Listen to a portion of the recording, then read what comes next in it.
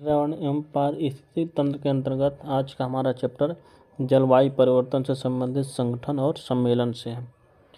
ये चैप्टर बड़ा है तो इसे दो वीडियो में ख़त्म करेंगे। पहला क्वेश्चन है, जलवायु परिवर्तन विषयक पेरिस समझौता के बारे में कौन सा कथन सही नहीं है। पेरिस समझौता 2015 में आया था। पहला कह रहा है, इस सम्मेलन पर 190 से अधिक देशों ने साइन किया, एक सही है।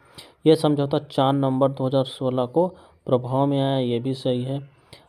आशायित राष्ट्रीय निर्धारित अंशदान यानी इंटेंडेड नेशनली डिटर्मिन्ड कंट्रीब्यूशन, जिसे INDC कहते हैं, 2015 के जलवायु परिवर्तन सम्मेलन में प्रतिभूत किया गया। इसको पेरिस समझौते में प्रोत्साहित किया गया, ये गलत हो जाएगा। और USA तथा चीन दोनों पेरिस समझौते में शामिल हुए, ये भी सही हो जाएगा। आंसर सी गलत है, तो आंसर सी सही हो जाएगा। पेरिस जलवायु समझौता 2015 में जलवायु परिवर्तन पर संयुक्त राष्ट्र कन्वेंशन फ्रेमवर्क यानी United Nation convention on climate change UNCCC की 21वीं बैठक में अपनाया गया, जिसे COP21 के नाम से जाना जाता है। इस समझौते की सबसे प्रमुख बात यह थी कि यहाँ समान परंतु अलग अलग जिम्मेदारियाँ और संबंधित क्षमताओं के सिद्धांत के कार्यान्वयन में बढ़ोतरी करने को कहा गया था। इसको 4 नवंबर 2016 को प्रभावी हुआ और कुल वैश्विक ग्रीन हाउस गैसों का 55% उत्सर्जन करने वाले 55 देशों ने इसे अपनी स्वीकार्यता और अनुसमर्थन प्रदान कर दिया। साथ ही कहा गया कि भैया आप 2020 तक जितना ग्रीन हाउस गैस का उत्सर्जन करना चाहो कर लो, लेकिन 2020 के बाद इस कार्य योजना पर एक्शन लिया जाएगा। जलवायु परिवर्तन के विरुद्ध कार्य करने के लिए योजना प्रस्तुत करता है। इस पर्यावरणीय समझौते का उद्देश्य ग्रीन हाउस गैस उत्सर्जन को काफ़ी हद तक कम करना है, जिससे सदी के अंत तक यानी 2100 तक तापमान में औद्योगिकरण से पूर्व यानी प्री इंडस्ट्रियल 2 डिग्री सेंटीग्रेड से अधिक वृद्धि न हो सके, और साथ ही तापमान 1.5 डिग्री सेंटीग्रेड से नीचे के आदर्श लक्ष्य की प्राप्ति हेतु प्रयास करेंगे, जिससे कि 2 डिग्री सेल्सियस से नीचे रहे और 1.5 डिग्री सेल्सियस तक बढ़ने का प्रयास करेंगे। इसके अलावा कार्बन उत्सर्जन की कटौती के उद्देश्य की प्राप्ति के लिए पहली बार विकसित और विकासशील दोनों देशों ने राष्ट्रीय स्तर पर निर्धारित अंशदान INDC को प्रस्तुत किया, जिससे प्रत्येक देश अपने स्तर पर स्वेच्छा से, बाध्यकारी नहीं है, स्वेच्छा रूप से जलवायु परिवर्तन से निपटने के लिए एक उत्सर्जन लक्ष्य निर्धारित कर सकते हैं। ये उनके संसाधन पर निर्भर करता है। वर्तमान में पेरिस समझौते में 195 से अधिक देशों ने साइन किए हुए हैं। अमेरिका और चीन भी इस समझौते का साइन करता है, लेकिन जब डोनाल्ड ट्रंप आए थे उन्होंने पेरिस समझौते से हटने का 2017 में बात कही थी, और जो बाइडेन की सरकार ने पुनः पेरिस समझौते वापसी में संकेत दिए हैं। अगला क्वेश्चन है, मिशन इनोवेशन MI के संदर्भ में सत्य कथन देखना है। यह यूरोपीय संघ तथा 22 देशों की एक वैश्विक पहल है, सही है। यह वैश्विक स्वच्छ ऊर्जा इनोवेशन में तेजी लाने का प्रयास करता है, ये भी सही हो जाएगा। और इसकी घोषणा नवंबर 2015 को पेरिस में आयोजित COP21 में की गई थी, ये भी सही हो जाएगा। आंसर डी सही होगा। नेक्स्ट क्वेश्चन है, जलवायु परिवर्तन पर पेरिस समझौते के विषय में सही कथन देखना है। यह समझौता विकासशील देशों के विकास के अधिकार को और सबसे दुर्बल के हितों की रक्षा करता है, साथ ही पर्यावरण के संगत विकास के उनके प्रयासों को मान्यता देता है, सही हो जाएगा। इस समझौते का उद्देश्य यह सुनिश्चित करता है कि यह अल्पीकरण केंद्रित है, नहीं, गलत हो जाएगा। आंसर ए सही होगा। पेरिस समझौते को दिसंबर 2015 में आयोजित किया गया यह विश्व के सभी राष्ट्रों के लिए वर्ष 2020 के बाद की अवधि हेतु जलवायु परिवर्तन के विरुद्ध कार्य करने के लिए योजना प्रस्तुत करता है। यह भिन्न भिन्न राष्ट्रीय परिस्थितियों के आलोक में समान परंतु अलग अलग जिम्मेदारियों तथा संबंधित क्षमताओं यानी CBDRRC को दर्शाता है। और यह समझौता समन यानी मिटिगेशन, अनुकूलन एडाप्टेशन, वित्त पोषण, टेक्नोलॉजी डेवलपमेंट और अंतरण क्षमता निर्माण पर केंद्रित होगा।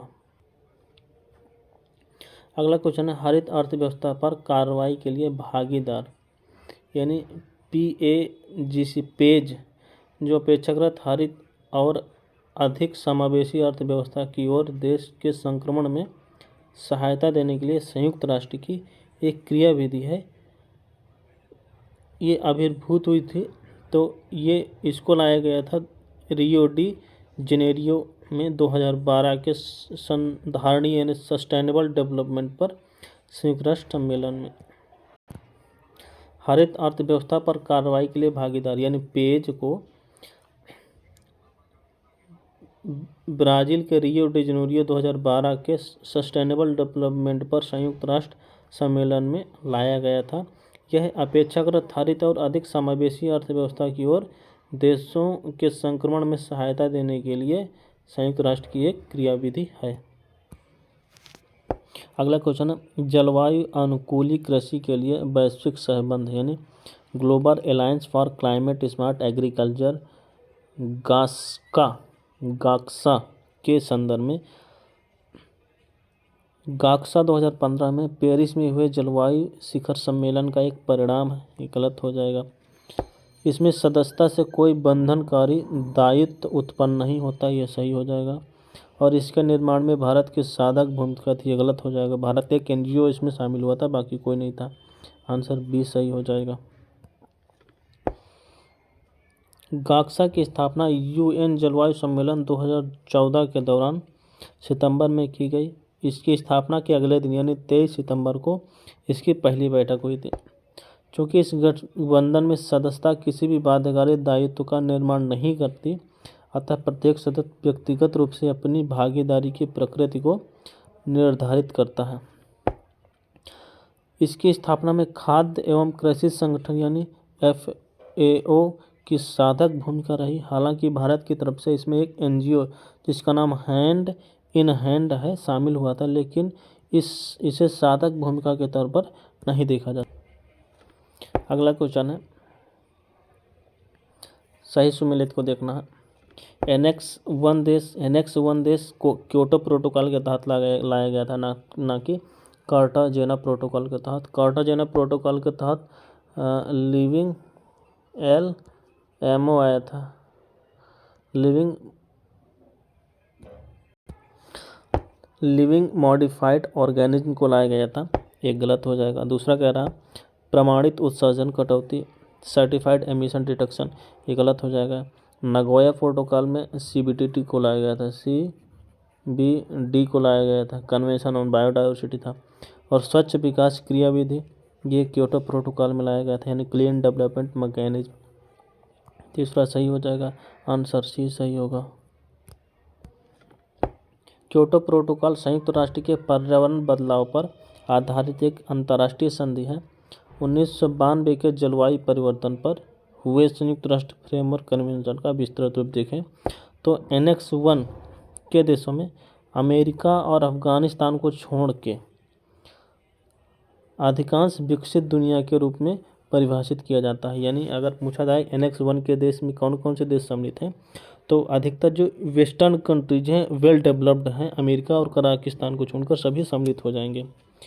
क्योटो प्रोटोकॉल के तहत 40 औद्योगिक देशों को अलग अलग सूची में Annex 1 में रखा गया और ये देश 2012 के लिए निर्धारित लक्ष्य से काफ़ी दूर थे, जिसके कारण वैश्विक तापमान में वृद्धि हो रही थी।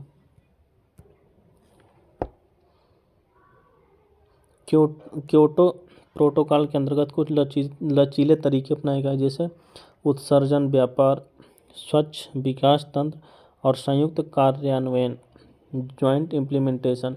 जो कि एनेक्स 1 के राष्ट्रों को ग्रीन हाउस गैस उत्सर्जन कटौती को क्रेडिट क्रय द्वारा अपने ग्रीन हाउस गैस उत्सर्जन लक्ष्य को पूरा करने की परमिशन देता है।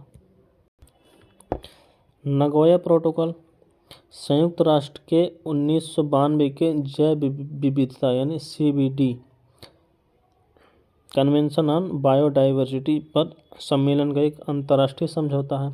इसका उद्देश्य आनुवांशिक संसाधनों के प्रयोग से होने वाले लाभ को निष्पक्ष और न्यायिक तरीके से साझा करना तथा आनुवांशिक संसाधनों का संरक्षण और सतत इस्तेमाल करना है। कार्टाजेना प्रोटोकॉल इसका मुख्य उद्देश्य आधुनिक प्रौद्योगिकी के परिणामस्वरूप ऐसे सजीव परिवर्तित जीवों का सुरक्षित अंतरण, प्रहस्तरण और उपयोग सुनिश्चित करना है, जिसका मानव स्वास्थ्य को ध्यान में रखते हुए जैव विविधता के संरक्षण और सतत उपयोग को प्रतिकूल प्रभाव पड़ रहा है। अगला क्वेश्चन है, ग्रीन हाउस गैस प्रोटोकॉल क्या है?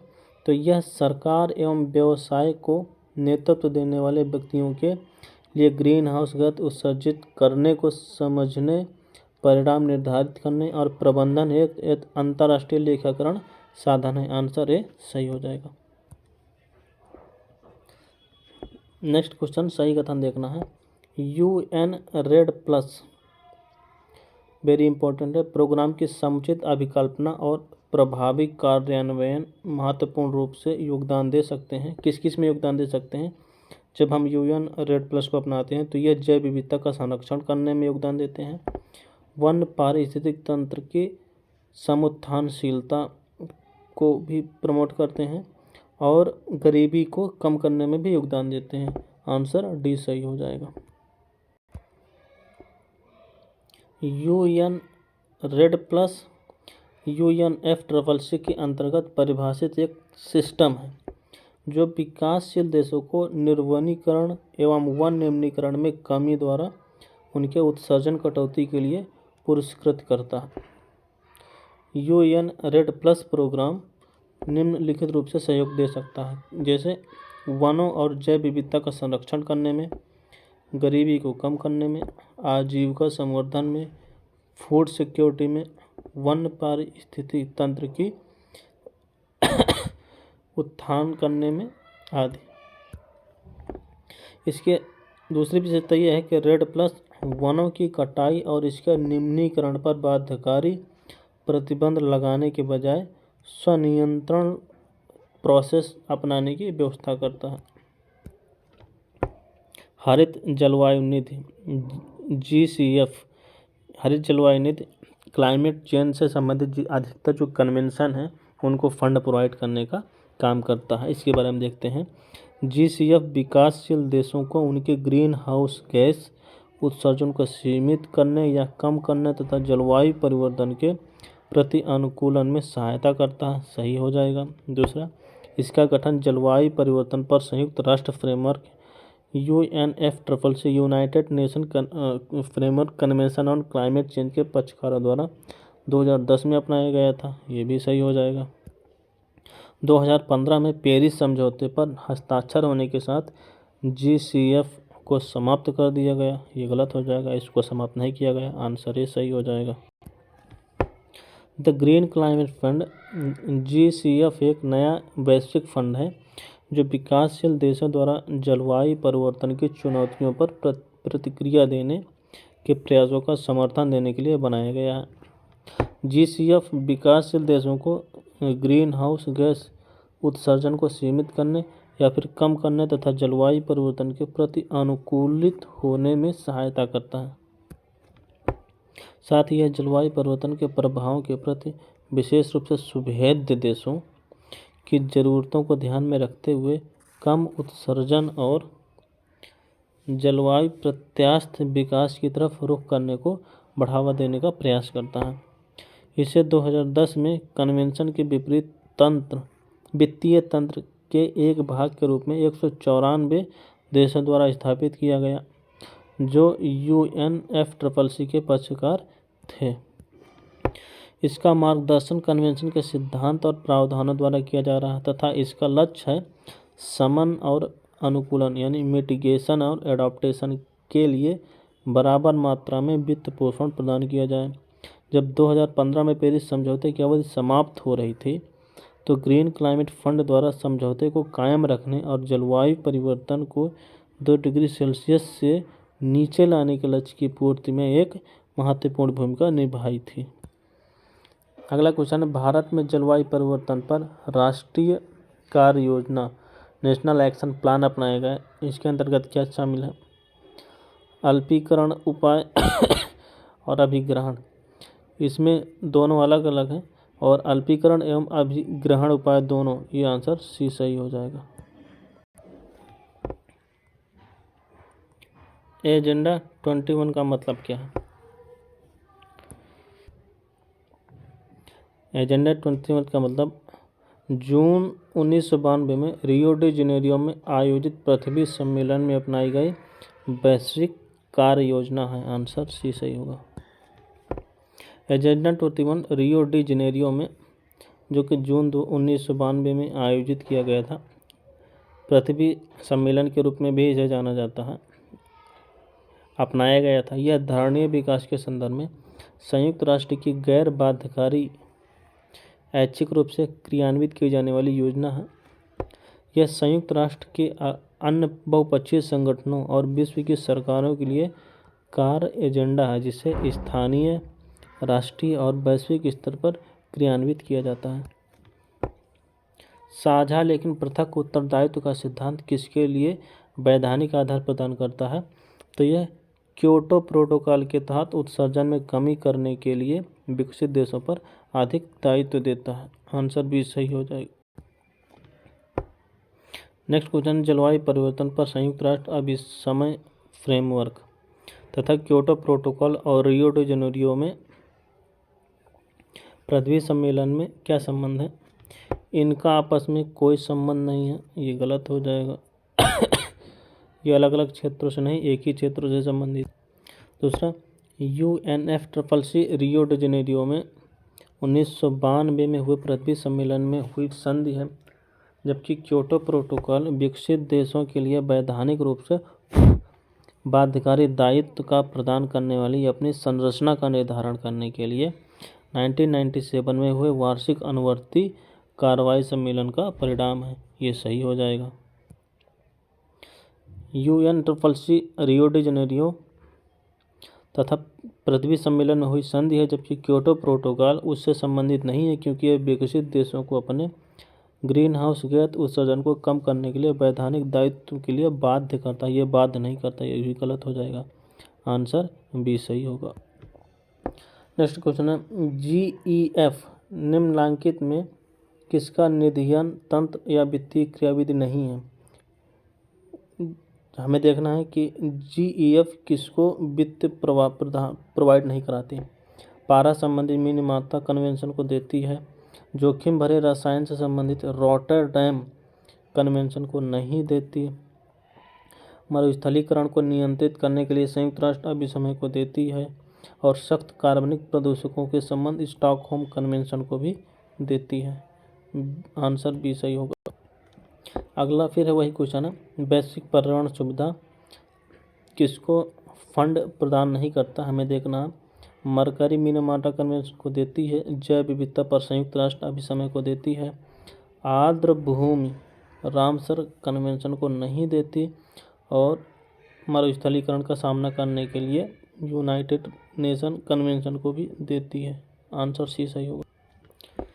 तो GEF मुख्य रूप से 5 अंतर्राष्ट्रीय पर्यावरणीय अभिसमय हेतु वित्त प्रदान करता है, जिसमें पहला जैव विविधता सम्मेलन है, United Nation framework convention on climate change है UNFCCC, Stockholm convention on persistent organic pollutant को देता है, United Nation convention to combat desertification को देता है, और मिनीमाता कन्वेंशन ऑन मरकरी इसको भी देता है। इन 5 कन्वेंशन को फंड GEF के द्वारा प्रोवाइड किया जाता है। नेक्स्ट क्वेश्चन, सही कथन को देखना है। REDD+ रणनीति का उद्देश्य वन संरक्षण को प्रोत्साहित करके जलवायु परिवर्तन को कम करना है। सही हो जाएगा। ग्रीन हाउस गैस उत्सर्जन को रोकने में वन महत्वपूर्ण भूमिका निभाते हैं। ये भी सही हो जाएगा, आंसर सी सही होगा। रेड प्लस का अगर स्टैंड देखा जाए तो reduction emission from deforestation and forest degradation है। इसका अर्थ वन कटाई एवं वन ह्रास से उत्सर्जन में कमी, वन कार्बन स्टॉक का संरक्षण, वनों का सतत प्रबंधन और विकासशील देशों में वन कार्बन के स्टॉक में वृद्धि करने से है।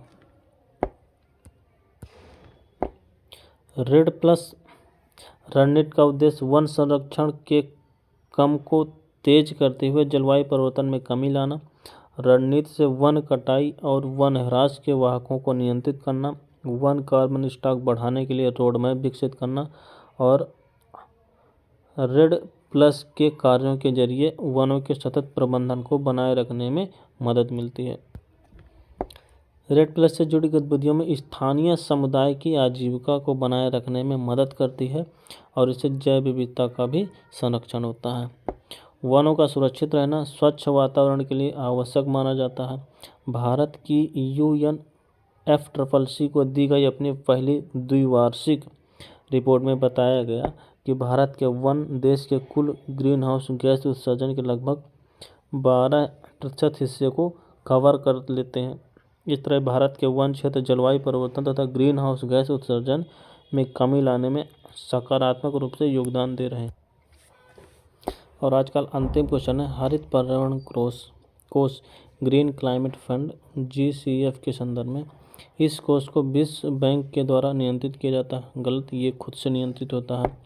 इसमें निजी क्षेत्र सुविधा निहित है जिसका उद्देश्य निजी क्षेत्र निवेश को प्रोत्साहन देना है। सही हो जाएगा। ऊर्जा एवं संसाधन संस्थान GCF के अंतर्गत डायरेक्ट एक्सेस एंटिटी स्टेट पाने वाला भारत का पहली संगठन है। ये गलत हो जाएगा, नाबार्ड को मिला था, आंसर बी होगा। GCF बोर्ड हरित पर्यावरण कोष के निरीक्षण व नियंत्रण के लिए उत्तरदायी है। साधारण शब्दों में यह बोर्ड वर्ष में 3 बार मिलता है। GCF बोर्ड में विकसित और विकासशील देशों का प्रतिनिधित्व करने वाले 24 सदस्य शामिल होते हैं। यह एक निजी क्षेत्र की सुविधा निर्दिष्ट है जिसका उद्देश्य स्थानीय व वैश्विक निजी क्षेत्र दोनों को जलवायु परिवर्तन के निराकरण का समर्थन करने के लिए निजी निवेश को प्रोत्साहित करना। 2010 में UNFCCC के वित्तीय तंत्र के अंतर्गत स्थापित GCF का उद्देश्य जलवायु परिवर्तन के निराकरण हेतु विकसित देशों से विकासशील देशों को वित्तीय सुविधा प्रदान करना है। नाबार्ड GCF के अंतर्गत डायरेक्ट एक्सेस एंटिटी स्टेट पाने वाला पहला भारतीय संस्थान है।